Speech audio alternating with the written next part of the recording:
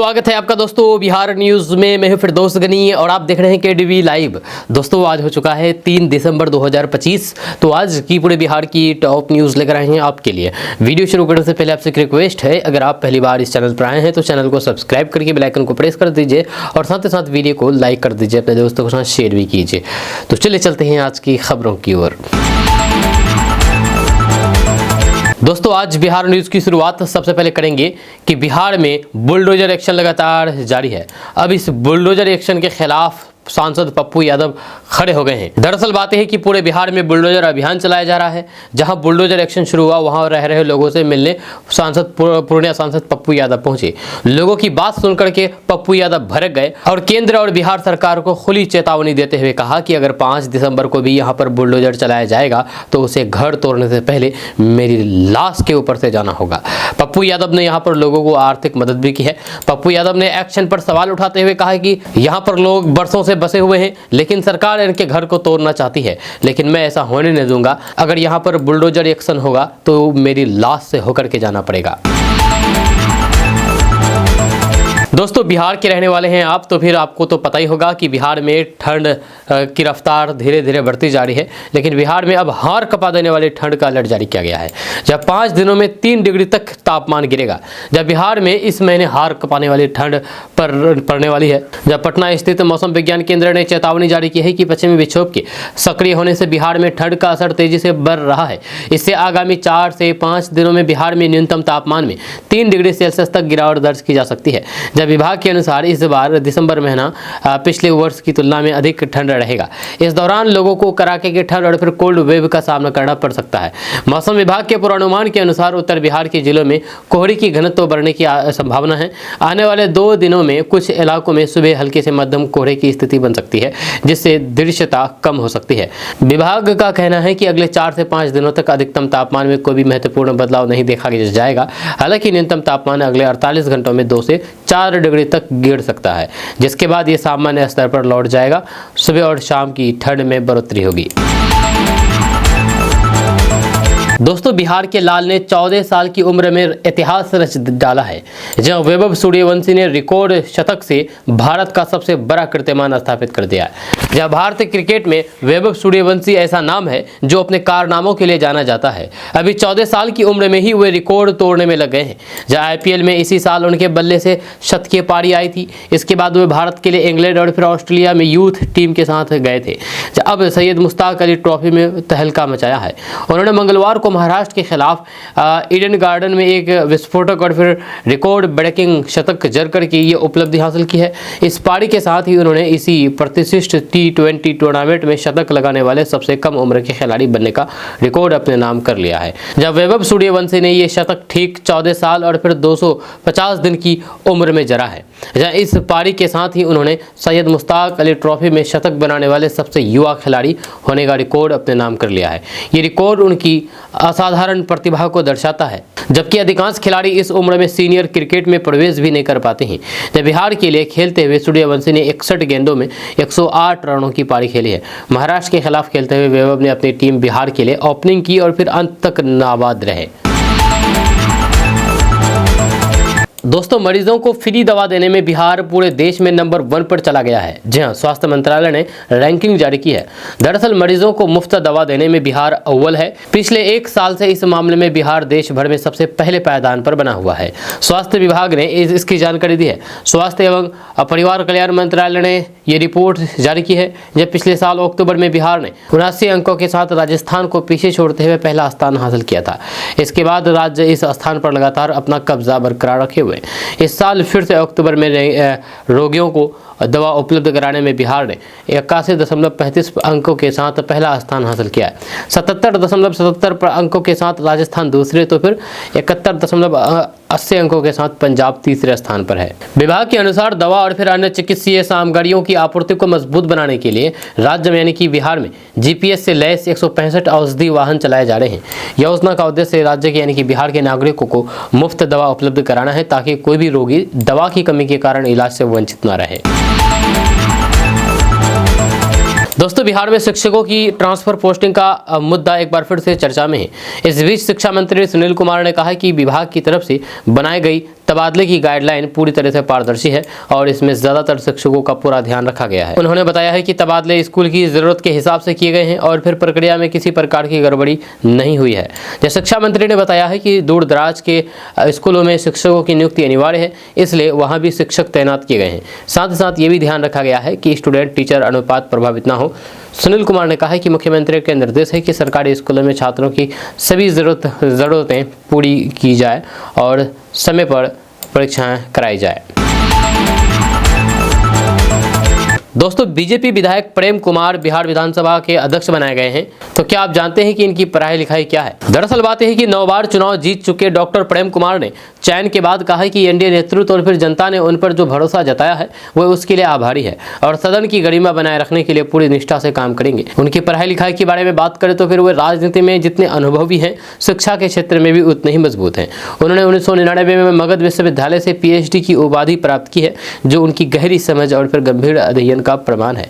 जहाँ स्नातक और फिर स्नातकोत्तर की पढ़ाई भी उन्होंने बिहार के ही संस्थानों से पूरी की है, जिसके बाद उनका राजनीतिक सफर धीरे धीरे आगे बढ़ता गया। जब वर्षों से विधानसभा की कार्यप्रणाली और फिर नियमों को समझते हुए उन्होंने मंत्री से लेकर के विपक्ष के नेता तक कई जिम्मेदारियां निभाई है। 8 बार विधायक चुने जाने के बाद इस बार भी जनता ने उन्हें 9वीं बार सदन में भेज करके अपना भरोसा दोहराया है। अब विधानसभा अध्यक्ष के रूप में उनकी भूमिका और भी महत्वपूर्ण हो गई है, जहाँ उन्हें सदन की कार्यवाही को शांत, निष्पक्ष और फिर अनुशासित ढंग से चलाना होगा। दोस्तों, सरकारी स्कूलों में बच्चों की ऑनलाइन हाजिरी बनाई जाएगी। टैब से इसकी फेस की पहचान होगी।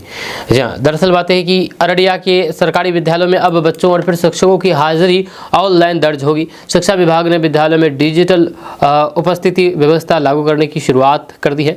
इसके तहत सभी सरकारी विद्यालयों में बच्चों की संख्या के आधार पर 2 से 3 टैबलेट भी उपलब्ध करा दिया गया है। साथ ही साथ प्रधान सचिव सभी सहायक शिक्षकों का जूम मीटिंग के माध्यम से प्रशिक्षण भी दिया जा रहा है। दोस्तों, क्या बिहार में महाराष्ट्र मॉडल अपनाया जाएगा? दरअसल आरजेडी विधायक भाई वीरेंद्र ने बीजेपी पर तंज कसते हुए कहा कि वे बिहार में वही रणनीति अपनाने की तैयारी में है जो महाराष्ट्र में एकनाथ शिंदे प्रकरण के दौरान देखने को मिली थी। उन्होंने दावा किया है कि सत्ता समीकरण और फिर पदों के बंटवारे को लेकर के बने हालात संकेत देते हैं कि राज्य की राजनीति जमीन पर बड़ा बदलाव संभव है। जब विधानसभा परिसर में पत्रकारों से बातचीत में भाई वीरेंद्र ने गृह विभाग पहली बार भाजपा कोठे में जाने पर कहा कि राजद इस निर्णय पर टिप्पणी नहीं कर सकता क्योंकि यह मुख्यमंत्री का विशेष अधिकार है।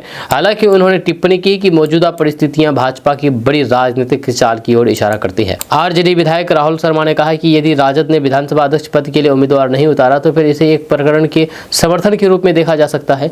उन्होंने भरोसा जताया है कि नए अध्यक्ष सदन में निष्पक्ष वातावरण सुनिश्चित करेंगे ताकि सरकार और फिर विपक्ष मिलकर के जनता के हित में काम कर सके। दोस्तों, 2.5 लाख रुपए महीने की सैलरी वाली सरकारी नौकरी अगर मिल जाए आपको तो फिर क्या कहने, जब साल भर में पैसा ही पैसा हो जाएगा।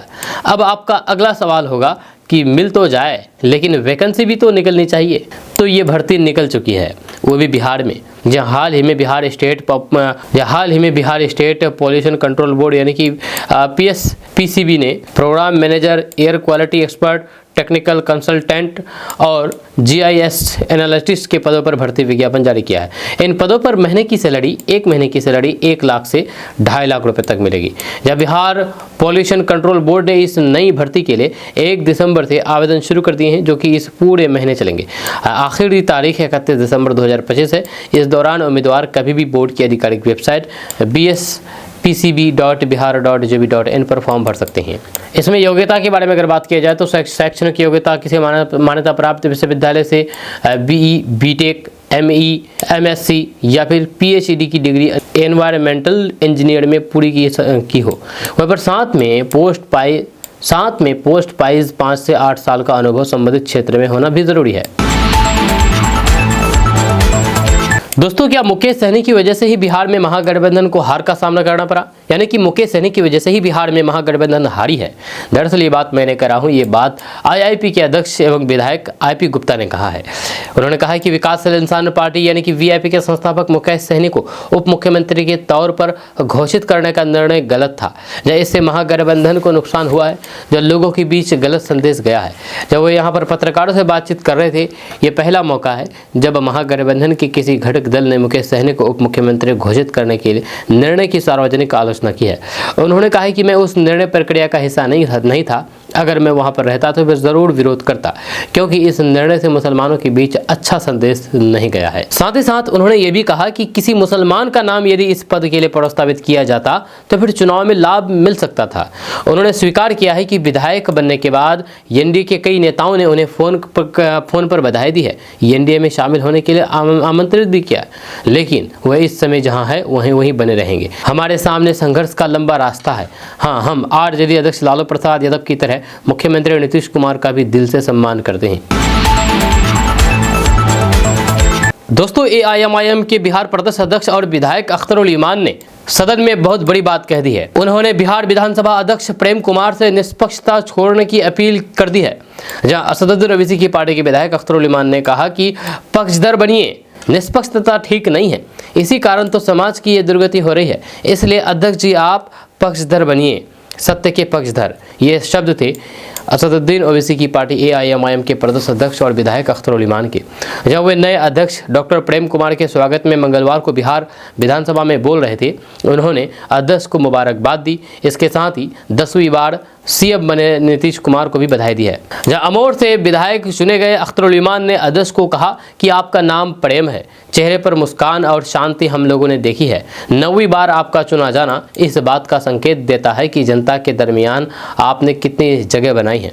जहां एआईएमआईएम विधायक अख्तरुल ईमान ने कहा कि आप हमारे अधिकारों के कस्टोडियन और फिर मार्गदर्शक है। या इस समय हमारे आपके सामने बड़ी चुनौती है। दरअसल इस वक्त विपक्ष बेहद कमज़ोर है। या कहीं ऐसा ना हो कि सत्ता पक्ष की ताकत की वजह से बिहार के लोगों को नुकसान हो जाए। परमेश्वर की चर्चा करते हुए अख्तरुल ईमान ने कहा कि पंच की कुर्सी पर बैठने वाला सगा संबंधी नहीं होता, केवल इंसाफ देखता है। जब विधायक अख्तरुल ईमान ने समाज की दुर्दशा की चर्चा भी की है। उन्होंने कहा कि समाज ने भौतिक तौर पर तरक्की कर ली है, लेकिन नैतिकता का पतन हुआ है। इसका असली कारण ये नहीं है कि लोग बुराइयों के पक्षधर हो गए हैं, सबसे बड़ा कारण यह है कि लोग निष्पक्ष हो गए हैं। जिस दिन निष्पक्षता को लोग अच्छा समझते हैं, दरअसल वह अच्छा नहीं होता, निष्पक्ष लोग कायर होते हैं। जब समाज में सुधार तभी आएगा जब आम आदमी सत्य का पक्षधर हो जाए। जब आपसे यही अपेक्षा है कि आप सत्य के पक्षधर हो जाए, या राज्य को नई दिशा देने में आपकी भूमिका अहम होगी। ये कहना है अख्तरुल ईमान का। दोस्तों, बिहार विधानसभा स्पीकर बनने के बाद प्रेम कुमार का पहला रिएक्शन सामने आया है। जहां दरअसल बात है कि उन्होंने पहली प्रतिक्रिया देते हुए कहा है कि मेरा लंबा अनुभव है, 9वीं बार विधायक बना है, नेता प्रतिपक्ष रहा, मंत्री रहा, जो नियमावली है उसी के हिसाब से सदन चलेगा, सुचारू रूप से चलेगा। सत्ता पक्ष और फिर विपक्ष सब मेरे लिए एक बराबर होंगे, सभी को अपनी बात रखने का मौका अच्छा से मिलेगा। उन्होंने आगे कहा कि हमको भी सबका सहयोग चाहिए, यही लोकतंत्र की खूबसूरती है। लोकतंत्र की परंपरा के अनुरूप सीएम नीतीश कुमार और फिर तेजस्वी यादव मुझे स्पीकर की कुर्सी तक ले गए हैं और आसन पर बैठाया है। मैं दोनों नेताओं का स्वागत करता हूं, उन्हें धन्यवाद देता हूं। मुझे जो जिम्मेदारी मिली है उसमें सभी को साथ लेकर के बेहतर तरीके से सदन का संचालन करेंगे। प्रेम कुमार ने 1975 की इमरजेंसी का भी जिक्र किया। प्रेम कुमार ने कहा कि मैं साल 1974 में लोकनायक जयप्रकाश नारायण के आंदोलन में शामिल हुआ था। मैं अखिल भारतीय विद्यार्थी परिषद का सदस्य था। धीरे धीरे कारवां बढ़ता गया। उस समय जननायक कर्पूरी ठाकुर जी, रामानंद तिवारी जी समेत कई नेताओं का मुझे सानिध्य मिला। बाद में आंदोलन लोकनायक जयप्रकाश नारायण की अगुवाई में चला। 1975 में आपातकाल लग गया। इमरजेंसी में हम लोग जेल गए। अटल बिहारी वाजपेयी, लाल कृष्ण आडवाणी, चंद्रशेखर जी, चौधरी चरण सिंह और फिर बिहार के कई नेता जेल चले गए। उन्होंने आगे कहा कि जेल से वापस जब आए तो फिर 1977 में जनता पार्टी की सरकार बनी और फिर राजनीतिक यात्रा शुरू हुई। इसके बाद 1980 में बीजेपी में गए। 1980 से 1990 तक बीजेपी संगठन में काम किए। 1990 से लगातार अब तक विधायक बनने का मौका मिला। 2015 में मैं नेता प्रतिपक्ष भी रहा। 2005 से लगातार मंत्रिमंडल में रहने का मौका मिला। इस बार एनडीए के नेताओं ने बिहार विधानसभा अध्यक्ष के तौर पर बड़ी जिम्मेदारी दी है। मैं निश्चित तौर पर उनके विश्वास पर खरा उतरने का काम करूंगा। दोस्तों, बिहार विधानसभा के नवनिर्वाचित अध्यक्ष प्रेम कुमार जी के सर्वसम्मति से चुने जाने के बाद सदन को संबोधित करते हुए नेता प्रतिपक्ष तेजस्वी यादव ने संसदीय लोकतंत्र की गरिमा और फिर विपक्ष की सजग भूमिका को रेखांकित किया है। जहां उनका संबोधन उनकी राजनीतिक परिपक्वता और फिर जन सरोकार के प्रति प्रतिबद्धता को दर्शाता है। उन्होंने स्पष्ट संदेश दिया है कि हम यहाँ केवल रस्म अदायगी के लिए नहीं बल्कि बिहार को अव्वल राज्य बनाने के लिए संकल्प के साथ आए हैं। तेजस्वी यादव ने नवनिर्वाचित अध्यक्ष को ज्ञान और फिर मौज की धरती से आने का स्मरण कराते हुए कहा कि आसन से उम्मीद है कि वे नियमावली के तहत निष्पक्ष होकर के चलेंगे। उन्होंने कहा कि सत्ता पक्ष तो संख्या बल में है, इसलिए आसन को विपक्ष के संरक्षण पर विशेष ध्यान देना चाहिए ताकि लोकतंत्र का संतुलन बना रहे। तेजस्वी यादव ने दो टूक कहा कि विपक्ष सरकार का ही अंग होता है, हमारा किसी से व्यक्तिगत द्वेष या फिर दुश्मनी नहीं है, लेकिन अगर सरकार जनहित से भटकेगी या फिर कोई गलती करेगी तो फिर विपक्ष उसे आईना दिखाने का काम पूरी मजबूती से करेगा। तेजस्वी यादव ने सदन में अपने संकल्पों को दोहराया है कि हमारा एक ही उद्देश्य है, नया बिहार बनाना, ऐसा बिहार जो बेरोजगारी, पलायन और फिर गरीबी से मुक्त हो। तेजस्वी यादव ने कहा है कि बिहार के विकास के लिए विपक्ष हर सकारात्मक कदम पर सहयोग करेगा, लेकिन जनता के हक की अनदेखी बर्दाश्त नहीं की जाएगी। उन्होंने मुख्यमंत्री नीतीश कुमार के स्वास्थ्य की भी कामना की है। वहीं पर तेजस्वी यादव ने आज ये साफ कर दिया है कि महागठबंधन एक जिम्मेदार और धारदार विपक्ष की भूमिका निभाएगा। सरकार ये मुगालते में ना रहे कि विपक्ष कमजोर है। बिहार की 14 करोड़ जनता की उम्मीदें तेजस्वी यादव के साथ खड़ी है। दोस्तों, बिहार के एक स्कूल में प्रिंसिपल ने बच्चों की थाली में अंडे रख करके तस्वीर खिंचवाई, फिर उसके बाद अंडा वापस ले लिया गया। मामला बिहार के मुंगेर जिला से है, जहाँ यहाँ के जमालपुर नगर परिषद क्षेत्र वार्ड संख्या 29 स्थित प्राथमिक विद्यालय फरीदपुर में मध्याह्न भोजन योजना की शर्मनाक तस्वीर सामने आई है। यहाँ स्कूल के प्रधानाचार्य संजीव कुमार ने बच्चों को अंडा परोसा, फोटो खिंचवाई और फिर अंडे वापस ले लिए।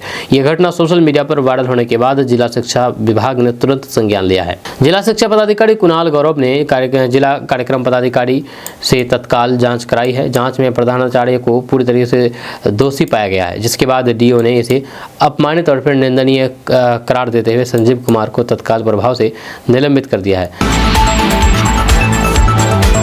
दोस्तों, अब बिहार की मिट्टी खुद बताएगी कि कहां कौन सी फसल बम्पर पैदावार देगी। सभी 38 जिलों में इसका सर्वे होगा। जी हाँ, दरअसल बात है कि बिहार के सभी 38 जिले की मिट्टी अब विज्ञान की कसौटी पर जांची परखी जाएगी, जिसके बाद इलाके की जमीन खुद बताएगी कि कौन सी फसल कहां बेहतर पैदावार देगी। इसके लिए पूरे प्रदेश के यानी कि बिहार की मिट्टी की जाँच करके हाईटेक डिजिटल प्रोफाइल तैयार किया जाएगा। ये मैपिंग न केवल बिहार में कृषि अनुसंधान का राष्ट्रीय केंद्र बनाने की दिशा में बड़ा कदम भी साबित होगी, बल्कि किसानों की आमदनी बढ़ाई जाएगी। साल 1990 के बाद ये राज्य का यानी कि बिहार का सबसे बड़ा सर्वे होगा। पहले चरण में इसकी शुरुआत भागलपुर और फिर बांका से होगी। सरकार के खेती किसानों को लेकर के उठाए जा रहे इस पहल पर लगभग 37 करोड़ रुपए खर्च होंगे। हर जिलों से संकलित किए गए डेटा से किसानों को बेहतर खेती करने का मार्गदर्शन मिलेगा। इस काम के बेहतर संपादन के लिए 56 टेक्नीशियन की भर्ती भी की जाएगी। केंद्र सरकार ने बिहार कृषि विश्वविद्यालय सबौर को पूरे बिहार की हाईटेक मिट्टी मैपिंग की ऐतिहासिक जिम्मेदारी सौंपी है। इस प्रोजेक्ट से बिहार की मिट्टी की पूरी वैज्ञानिक प्रोफाइल तैयार होगी, जिससे बेहतर बीज, फसल चयन और फिर उर्वरता बढ़ाने की दिशा में नई राह खुलेगी। ये योजना बिहार में रोजगार, आधुनिक तकनीक और फिर कृषि अनुसंधान को नई ऊंचाई प्रदान करेगा। दोस्तों, अब बिहार में कई ट्रेनों में एटीएम की भी सुविधा मिलेगी। जी हाँ, दरअसल बात है कि अब लंबी दूरी की ट्रेन यात्रा में अचानक कैश की जरूरत पड़ने पर यात्रियों को परेशान नहीं होना पड़ेगा। भारतीय रेलवे ने अब चुनिंदा मेल एक्सप्रेस ट्रेनों में चलती ट्रेन में ही एटीएम लगाने का निर्णय लिया है। ये सुविधा सबसे पहले मनमाइड छत्रपति शिवाजी महाराज टर्मिनल पंचवटी एक्सप्रेस में ट्रायल के तौर पर शुरू की गई है और फिर पूरी तरीके से ये सफल भी रही। अब इसे तेजी से अन्य ट्रेनों में भी लागू किया जाएगा। जिन ट्रेनों में जल्द ये सुविधा मिलने वाली है उनमें विक्रमशिला एक्सप्रेस आनंद विहार भागलपुर, वहीं पर अमरनाथ एक्सप्रेस, अंग express, Lokmanya Tilak terminal express और फिर पूर्व एक्सप्रेस सहित कई अन्य लंबी दूरी ट्रेनें शामिल हैं। वहाँ पर ट्रेन के आखिरी कोच में पहले जो मिनी पेट्री या फिर अस्थायी किचन होता था उसे पूरी तरीके से परिवर्तित करके एटीएम कक्ष बना जा रहा है। जहाँ मशीन को कंपन से बचाने के लिए रबर पैड और फिर मजबूत बेल्ट भी लगाए गए हैं, जबकि सुरक्षा के लिए शटर, दरवाज़ा और फिर 2 अग्निशमन यंत्र भी अनिवार्य रूप से स्थापित किया गया है। रेलवे अधिकारियों के अनुसार ये कदम दोहरा लाभ देगा। पहले तो यात्रियों को बीच रास्ते में कैश की कमी नहीं होगी, साथ ही साथ रेलवे को गैर किराया राजस्व भी लाभ मिलेगा। दोस्तों, बिहार में महागठबंधन की हार के पीछे की आखिर वजह क्या थी? कांग्रेस के एक वरिष्ठ नेता ने सब कुछ बता दिया है।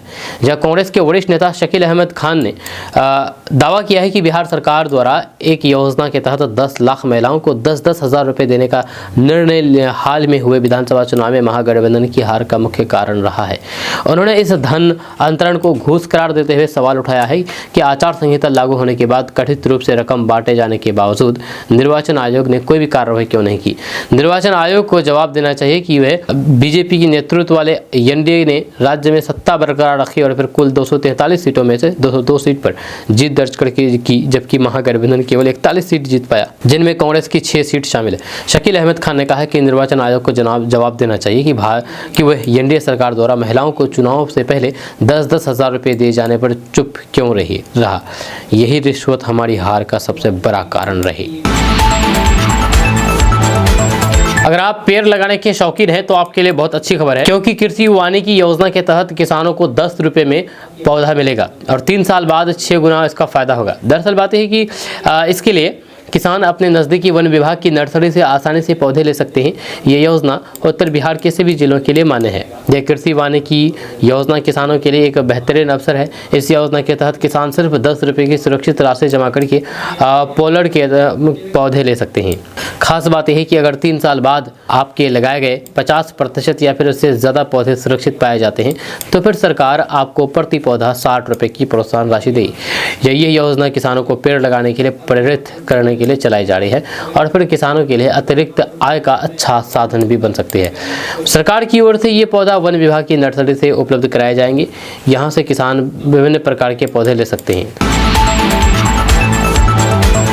दोस्तों, प्रधानमंत्री नरेंद्र मोदी ने सदन के शीतकालीन सत्र से पहले मीडिया से बातचीत की है, जिसमें उन्होंने विपक्ष से अपील की है कि वे ड्रामा ना करें। उनके इस बयान पर विवाद उत्पन्न हो गया है। मोदी ने कहा कि संसद में ड्रामा नहीं बल्कि कार्रवाई होना चाहिए।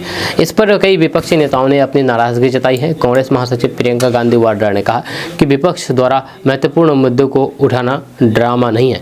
प्रधानमंत्री मोदी ने मीडिया से लगभग 10 मिनट तक बातचीत की। उन्होंने कहा कि ये सत्र हार की निराशा या फिर जीत के अहंकार का स्थान नहीं होना चाहिए। कई पीढ़ी के सदस्यों को अनुभव का लाभ उठाना चाहिए। यहाँ ड्रामा नहीं बल्कि कार्रवाई होनी चाहिए। यहाँ नीति पर जोर होना चाहिए, नारों पर नहीं। मोदी ने आगे कहा कि शीतकालीन सत्र केवल एक परंपरा नहीं है बल्कि ये राष्ट्र की प्रगति के प्रयासों में ऊर्जा भरने के कार्य करेगा, मुझे पूरा विश्वास है। बिहार चुनाव का जिक्र करते हुए उन्होंने कहा कि हाल में के बिहार विधानसभा चुनाव में मतदान की गति लोकतंत्र की ताकत को दर्शाती है। महिलाओं की भागीदारी में वृद्धि एक नई आशा और फिर विश्वास का संचार कर रही है। नरेंद्र मोदी ने कहा कि ना तो हार की बौखलाहट ना ही जीत का अहंकार। विपक्ष को भी निराशा से बाहर निकल करके सार्थक चर्चा करनी चाहिए। दुर्भाग्यवश कुछ लोग हार को भी नहीं सहन कर पाते हैं, लेकिन मेरा सभी दलों से अनुरोध है कि शीतकालीन सत्र में हार की बौखलाहट का स्थान नहीं होना चाहिए और फिर ये जीत के अहंकार में भी नहीं बदलना चाहिए। आपका इसके बारे में क्या कहना है? नीचे कमेंट बॉक्स में कमेंट करके जरूर बताइएगा। दोस्तों, किशनगंज में दहेज का एक घिनौना मामला सामने आया है और दहेज में छोटी मोटी रकम नहीं बल्कि 4 लाख रुपए का मांगने का गंभीर आरोप लगा है। ये मामला इसलिए भी संवेदनशील है क्योंकि दोनों के बीच महीनों तक चला प्रेम संबंध, साथ रहने की उम्मीद और शादी की बात, सब कुछ दहेज की मांग के आगे बिखर गया है। दरअसल किशनगंज से एक ऐसी घटना सामने आई है जो समाज के उस कड़वे सच को उजागर करती है, जहां पर प्रेम, भरोसा और शादी जैसे रिश्ते भी दहेज की मांग के बोझ तले टूट जाते हैं। किशनगंज थाना क्षेत्र की एक लड़की ने अपने ही प्रेमी और उसके परिवार पर 4 लाख रुपए दहेज मांगने का गंभीर आरोप लगाया है। लड़की ने थाने में प्राथमिकी दर्ज कराई है और अब मामला पुलिस जांच के दायरे में है। सवाल यह है कि दहेज जैसे अपराध पर कानून सख्त है, जागरूकता भी बड़ी है, लेकिन क्या मानसिकता बदली है? दरअसल किशनगंज सदर थाना क्षेत्र में एक लड़की ने अपने प्रेमी के परिवार पर दहेज मांगने का गंभीर आरोप लगाया है। लड़की ने सोमवार को सदर थाना पहुंच करके FIR दर्ज कराई है, जिसके बाद पुलिस ने मामले की जांच शुरू कर दी है। दर्ज प्राथमिक के अनुसार लड़की की पहचान लगभग 6 महीने पहले गांव के एक युवक से हुई थी। शुरुआत में दोनों के बीच बातचीत हुई, फिर दोस्ती बढ़ी और संबंध प्रेम प्रसंग में बदल गया। दोनों ने एक दूसरे से मिलने जुलने के दौरान शारीरिक संबंध भी स्थापित किए। लड़की का कहना है कि युवक ने भरोसे के तौर पर उसे मोबाइल फोन भी उपहार में दिया था। 6 महीने बाद जब लड़की ने लड़के से शादी का प्रस्ताव रखा तो फिर लड़के भी इसके लिए तैयार था। यह दोनों परिवारों के बीच भी शादी को लेकर के बातचीत आगे बढ़ी, लेकिन लड़के के परिजन इस रिश्ते के लिए राजी नहीं हुए। वहाँ पर लड़की का आरोप है कि युवक के पिता और फिर अन्य परिजनों ने शादी के बदले 4 लाख रुपए दहेज की मांग कर दी। लड़की का कहना है कि जब उसने दहेज देने से इनकार किया तो फिर उसका प्रेमी अचानक घर से फरार हो गया। लड़की के अनुसार युवक के परिजनों ने ही उसे घर से भगाने में मदद की ताकि शादी और फिर जिम्मेदारी दोनों से बचा जा सके। वहीं पर इस विवाद को निपटाने के लिए 18 अक्टूबर को गांव में पंचायती भी की गई थी, लेकिन उसके बाद भी लड़की की कोई भी जानकारी नहीं मिली। लड़की ने मजबूर होकर के सदर थाना में लिखित शिकायत दी है। जहां थाना अध्यक्ष दोस्तों किशनगंज में दहेज जैसी कुरीतियां एक बार फिर से सामने आई है। किशनगंज में दहेज प्रताड़ना का एक ऐसा मामला सामने आया है, खौफनाक मामला सामने आया है, जिसने पूरे इलाके को हिला करके रख दिया है। 8 साल की शादी, हर दिन की मारपीट, गाली गलौज और फिर क्रूरता की हद, जहां पर एक पति अपने ही पत्नी के चेहरे पर खौलता मार फेंक देता है। सवाल ये नहीं है कि ऐसा कैसे हुआ, सवाल ये है कि आज भी दहेज जैसी कुप्रथा किस कदर इंसान के भीतर की इंसानियत को खत्म कर रही है। इस गांव की यह घटना केवल एक महिला पर हमला नहीं बल्कि समाज की उस मानसिकता पर तमाचा है जो दहेज को हक समझ करके मांगती है और ना मिलने पर जिंदगी तबाह करने के पीछे नहीं हटती है। दरअसल बात है कि किशनगंज जिले के कोचाधामन प्रखंड के दस्ताखोला गांव में दहेज प्रताड़ना की एक बेहद ही दर्दनाक वारदात सामने आई है। यहाँ पर एक पति ने अपनी पत्नी के चेहरे पर खौलता हुआ मार फेंक दिया है। जहाँ गंभीर रूप से झुलसी महिला नफीसा खातून को सदर अस्पताल किशनगंज में भर्ती कराया गया, जहाँ पर डॉक्टरों ने उनकी स्थिति चिंताजनक बताई है। पीड़िता नफीसा खातून की शादी करीब 8 साल पहले अजीजुल हक से हुई थी। नफीसा के मामा श्याम विवाह के कुछ ही महीनों बाद से ससुराल वालों ने दहेज की मांग शुरू कर दी थी। मारपीट, अपमान और मानसिक प्रताड़ना नफीसा की रोजमर्रा की जिंदगी का हिस्सा बन चुकी थी, लेकिन सामाजिक मर्यादा और फिर बच्चों के कारण ये सब सहती रही। जब घटना के दिन नफीसा रसोई में खाना बना रही थी, इस दौरान पति अजीजुल हक से किसी बात को लेकर के विवाद हो गया। परिजनों का कहना है कि कहासुनी बढ़ते बढ़ते अचानक हिंसा में बदल गई। इस बीच अजीजुल हक ने चूल्हे पर रखा खौलता मार उठाया और सीधे नफीसा के चेहरे पर फेंक दिया। गर्म मार लगते ही वे चीखते हुए जमीन पर गिर पड़ी और लगभग आधे घंटे तक तड़पती रही। सबसे हैरानी की बात यह है कि पीड़िता की चीखों के बावजूद भी उसके पति और ससुराल वालों ने ना तो उसे पानी दिया, ना ही प्राथमिक इलाज कराने की कोशिश की। पड़ोसियों ने ही उसकी चीखें सुनकर के नफीसा के मामा को सूचना दी। दोस्तों कुछ दिन से किशनगंज और आसपास के इलाकों में लगातार सैन्य गतिविधियां देखी जा रही है। अब लोग सवाल पूछ रहे हैं कि आखिर इतनी सैन्य गतिविधियां किस लिए, क्या कारण है कि किशनगंज जैसे इलाके में इस तरीके की मिलिट्री फोर्स तैनात किए गए हैं? कुछ अंदरूनी मामला तो नहीं चल रहा है? ऐसे तमाम सवाल लोगों के मन में दौड़ रहा है। जब पिछले कुछ दिनों से किशनगंज, चोपड़ा, ठाकुरगंज और फिर उत्तर बंगाल के कई इलाकों में अचानक बड़ी सैन्य हलचल ने लोगों के बीच कई तरह के सवाल खड़े कर दिए हैं। जगह जगह आर्मी के काफिले, बीएसएफ की बड़ी तैनाती, दिन रात चल रही पेट्रोलिंग, आम लोगों के मन में ये शंका भी उठने लगी है कि कहीं कोई बड़ा अंदरूनी मामला तो नहीं चल रहा है। आखिर इतनी भारी फोर्स एक साथ क्यों? आम नागरिकों की नज़र में ये बिल्कुल भी असामान्य स्थिति थी और फिर स्वाभाविक है कि लोग जानना चाह रहे हैं कि सरकार और फिर सेना इतनी चौकसी क्यों बरत रही है। अब इन तमाम सभी सवालों का जवाब मिल गया है। अगर आप भी जानना चाहते हैं कि आखिर किशनगंज और आसपास के इलाके में सैन्य गतिविधियां क्यों बढ़ी है, तो फिर आप हमारे साथ बने रहिए, क्योंकि ये मामला अंतर्राष्ट्रीय सुरक्षा से जुड़ा हुआ है और बेहद अहम भी। तो दरअसल बात यह है कि किशनगंज, चोपड़ा और उत्तर बंगाल के पूरे क्षेत्र में इन दिनों सेना और फिर बीएसएफ की गतिविधियां अचानक बढ़ गई है। सड़क पर सैन्य वाहनों की आवाजाही, हाईवे पर बड़ी पेट्रोलिंग और कई जगह पर कैंपों की तैयारी होने लगी है। शुरू में तो लोग इसे किसी बड़े अंदरूनी तनाव से जोड़ करके देख रहे थे, लेकिन अब इसकी असली वजह भी सामने आ चुकी है। दरअसल बांग्लादेश के हालिया हालात और फिर खुफिया रिपोर्ट में मिले इनपुट के बाद भारत ने उत्तर बंगाल के बेहद संवेदनशील चिकन नेक कॉरिडोर की सुरक्षा बढ़ा दी है। यह खुफिया एजेंसियों का दावा है कि लश्कर तैयबा का सरगना हाफिज सईद बांग्लादेश के रास्ते भारत के खिलाफ नई दहशतगर्दी गतिविधियों की प्लानिंग कर रहा है। इसी खतरे को देखते हुए सेना ने रणनीतिक इलाकों में निगरानी बढ़ा दी है। जहाँ चिकन नेक यानी कि सिलीगुड़ी कॉरिडोर वह 22 किलोमीटर लंबा गलियारा है जो पूरे पूर्वोत्तर भारत को देश के बाकी हिस्सों से जोड़ता है। दोस्तों, विधानसभा में इस महिला विधायक की चर्चा आजकल खूब हो रही है। जब ये महिला शपथ लेते हुए इतनी लड़खड़ा जाती है कि ठीक ढंग से शपथ भी नहीं ले पाती है। जी हाँ, शपथ लेते समय वे सतत बोल जाती है। लेकिन क्या आपको पता है कि ये कितने करोड़ की मालकिन है और कितनी पढ़ी लिखी है, कहाँ की रहने वाली है, किसकी बीवी है? तो आपको बता दूं कि ये करोड़ों की मालकिन है। जी हाँ, इनके पति बाहुबली है, नाम है इनका विभा देवी। दरअसल सतत लेती हूँ हिंदी में लिखे शपथ को सही ढंग से नहीं पढ़ पाने के कारण बिहार की नवनिर्वाचित विधायक विभा देवी आज बड़ी ट्रोल हो रही है। विभा देवी के शपथ ग्रहण का वीडियो सोशल मीडिया पर वायरल हो रहा है। कई लोग इसे बिहार का दुर्भाग्य कह रहे हैं, तो फिर कुछ लोग विभा देवी के शपथ ग्रहण को महारानी वेब सीरीज के रानी भारती मोमेंट से जोड़ रहे हैं। सोमवार को बिहार की 18वीं विधानसभा के पहले सत्र के पहले दिन विधायकों को शपथ दिलाई गई। इस शपथ ग्रहण के बीच सबसे ज्यादा चर्चा में विभा देवी ही आई है। विभा देवी हिंदी में लिखे शपथ पत्र को सही ढंग से सही तरीके से पढ़ नहीं पाई। वह अटक अटक के किसी तरह से शपथ पढ़ रही थी। इस बीच उन्होंने पास बैठी विधायक मनोरमा देवी से बताने को कहा। फिर मनोरमा देवी के प्रॉम्प्ट करने के बाद उन्होंने टूटे फूटे शब्दों में शपथ ली। शपथ पढ़ने के दौरान विभा देवी ने कहा कि मैं ईश्वर की शपथ लेती हूँ। इस दौरान पास में बैठी जेडीयू विधायक मनोरमा देवी ने उससे कहा कि छुटकी बोलना। जब विभा देवी रुक रुक करके फंसते हुए शपथ पढ़ती जा रही थी तो फिर बीच बीच में मनोरमा देवी ने उनकी मदद की। विभा देवी के शपथ ग्रहण का वीडियो सोशल मीडिया पर वायरल होने के बाद लोग अब उनके बारे में जानना चाह रहे हैं। आपको बता दें कि विभा देवी बिहार की 18वीं विधानसभा में नवादा विधानसभा से सीट से निर्वाचित हुई है, जीती है। विभा देवी के विधायक बनने में सबसे बड़ा रोल उनके बाहुबली पति का है। विभा देवी के पति राजबल्लभ यादव बाहुबली नेता हैं, जहां उन पर कई केस हैं। चुनाव से कुछ समय पहले ही राजबल्लभ यादव जेल से बाहर आए थे।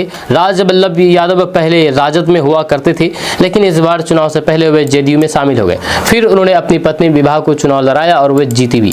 वहीं पर विभा देवी ने 2025 के चुनाव में दाखिल किए हल्फनामे में अपनी कुल संपत्ति करीब 32 करोड़ बताई है। विभा देवी इससे पहले भी विधायक रह चुकी है, या इससे पहले उनके पति भी विधायक रह चुके हैं। ऐसे में विभा के परिवार का पुराना राजनीतिक इतिहास है। विभा के शपथ ग्रहण के बाद उनकी पढ़ाई लिखाई की चर्चा भी हो रही है। वीडियो में जिस तरह से विभा देवी शपथ लेती नजर आ रही है, उससे यह साफ है कि वे बहुत कम पढ़ी लिखी है। हालांकि उन्होंने चुनावी हल्फनामे में पढ़ाई वाले कॉलम में सिर्फ साक्षर लिखा है। साथ ही चुनावी हल्फनामे में उनका सिग्नेचर भी उनकी पढ़ाई लिखाई की पूरी कहानी बयां कर रही है। विभा देवी के शपथ ग्रहण के वीडियो पर लोग तरह तरह के कमेंट कर रहे हैं। एक यूजर ने यह भी वीडियो शेयर करते हुए कहा कि नीतीश की विधायक नहीं ले पाई शपथ, अनपढ़ महिला कैसे करेगी नवादा का विकास। बिहार चुनाव में जदयू की विभा देवी ने राजद के कौशल यादव को 27,994 वोटों से हराया था। आपको बता दूं कि राजद के कौशल यादव पोस्ट ग्रेजुएट हैं, जबकि विभा देवी लगभग अनपढ़ है। लेकिन जनता ने पोस्ट ग्रेजुएट उम्मीदवार को हराया और अनपढ़ उम्मीदवार को जिता करके विधानसभा भेजा है। दोस्तों, अब स्लीपर ट्रेन में भी तकिया और बिस्तर मिलेंगे। जी, अगर आप ट्रेन में सफर करते हैं तो आपके लिए बहुत अच्छी खबर है, क्योंकि ट्रेनों के स्लीपर कोच में भी कंबल और तकिया और साथ ही साथ चादर यात्रियों को दिया जाएगा। दरअसल बात है कि ट्रेन में एसी कोच में सफर करने वाले यात्रियों को अब तक तकिया, कंबल और चादर की सुविधाएं मिलती है, लेकिन अब यही सुविधा स्लीपर क्लास में सफर करने वाले पैसेंजर्स को भी मिलेगी। ये बदलाव उन यात्रियों के लिए खास है जिन्हें अब अपना बेडरोल साथ ढोने की जरूरत नहीं पड़ेगी। जहां रेलवे स्लीपर क्लास में भी साफ सुथरे और फिर रेडी टू यूज बेडरोल उपलब्ध कराने जा रहा है। यह सर्विस ऑन डिमांड मॉडल पर होगी, यानी कि जिसे जरूरत होगी वो यात्री पैसे देकर के बेडशीट, तकिया या फिर पूरा बेडरोल सेट ले सकेंगे, यानी कि इसके लिए पैसे लगेंगे। जी हाँ, सोशल मीडिया पर भी रेलवे के इस फैसले की काफी चर्चा है, क्योंकि इससे स्लीपर क्लास की यात्रा पहले से ज्यादा आरामदायक हो जाएगी। स्लीपर कोच में ये सुविधा के लिए यात्रियों को कितने पैसे देने होंगे, चलिए इसके बारे में जानते हैं। तो सबसे पहले जानते हैं कि आखिर कब से ये सुविधा मिलेगी। तो आपको बता दें कि अब तक ट्रेनों की एसी कोच में मिलने वाली बेड रोल की सुविधा अब स्लीपर कोच में भी मिलेगी। जहाँ दक्षिण भारत से इसकी शुरुआत हो रही है, दक्षिण रेलवे चेन्नई डिवीजन ने 1 जनवरी 2026 से चुनिंदा ट्रेनों में स्लीपर क्लास के लिए ऑन डिमांड बेड रोल सुविधा लागू करने की घोषणा की है। ये बेड रोल पूरी तरीके से सैनिटाइज्ड और फिर तुरंत इस्तेमाल करने योग्य होगा। इसे लेने के लिए यात्री को रिक्वेस्ट करनी होगी और फिर एक तय चार्ज चुका करके बेड रोल मिल जाएगा। रेलवे ने 2023-24 में NINFRIS स्कीम के तहत पायलट प्रोजेक्ट के रूप में शुरू किया था, जहां उस समय यात्रियों ने इस सर्विस को लेकर के अच्छा रिस्पॉन्स दिया, जिसके बाद रेलवे ने इसे अस्थायी रूप से लागू करने का फैसला किया है। जहां दक्षिण रेलवे का मानना है कि यह सुविधा खास करके रात के यात्रियों में स्लीपर क्लास के पैसेंजर्स को बड़ा आराम देगी। वहीं पर स्लीपर कोच में सफर करने वाले कई यात्रियों के पास एसी कोच का किराया देने की क्षमता नहीं होती है या फिर अचानक यात्रा पड़ जाने पर उन्हें स्लीपर में सफर करना पड़ता है। ऐसे में ठंड के मौसम में चादर और फिर तकिया ना होने से उन्हें परेशानी होती थी। ज्यादातर यात्री अपना बेड रोल साथ ले जाते थे, जिससे उनका सामान भारी हो जाता था और फिर सफर थोड़ा असुविधाजनक बन जाता था। अब रेलवे की नई सुविधा के बाद यात्री आसानी से पैसे देकर के कंबल, चादर और फिर तकिया ले सकेंगे। इससे न सिर्फ उनका लगेज हल्का रहेगा बल्कि यात्रा के दौरान आराम भी बढ़ेगा। तो चलिए अब बात करते हैं कि आखिर इसके लिए कितना पैसा देना होगा। तो आपको बता दूं कि इस सुविधा को लेने वाले यात्रियों को बेड रोल के लिए एक चार्ज देना होगा। रेलवे ने इसकी काफी कम कीमत रखी है।